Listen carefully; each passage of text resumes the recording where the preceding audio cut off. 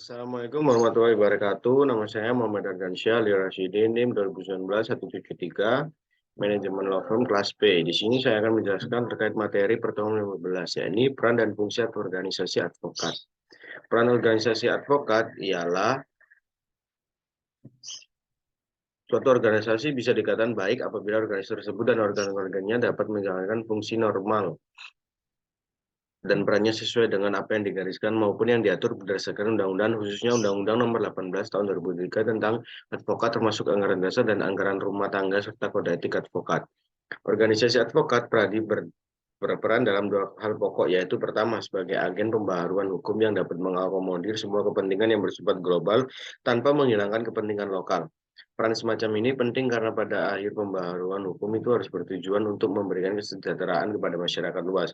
Sebagai agen pembaharuan hukum, organisasi advokat harus bisa tampil luas dan tegas, terutama jika berperan selaku fasilitator, mediator, dan katalisator terhadap semua kepentingan masyarakat yang ada.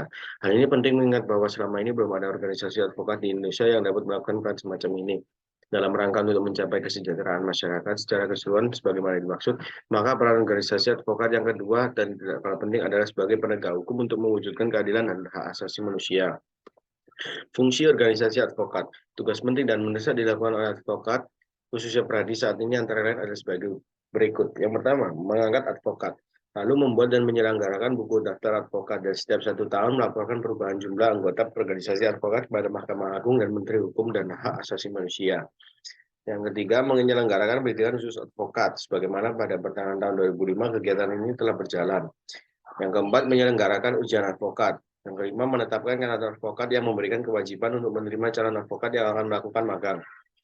Yang keenam, menetapkan dan menjalankan kode etik bagi para anggota advokat. Yang ketujuh, melaksanakan pengawasan terhadap advokat, lalu membentuk Dewan Kehormatan baik di tingkat pusat maupun di tingkat-tingkat daerah. Yang kesembilan, memberikan teguran lisan, teguran tertulis, pemberhentian sementara, pemberhentian tetap berdasarkan keputusan Dewan Kehormatan.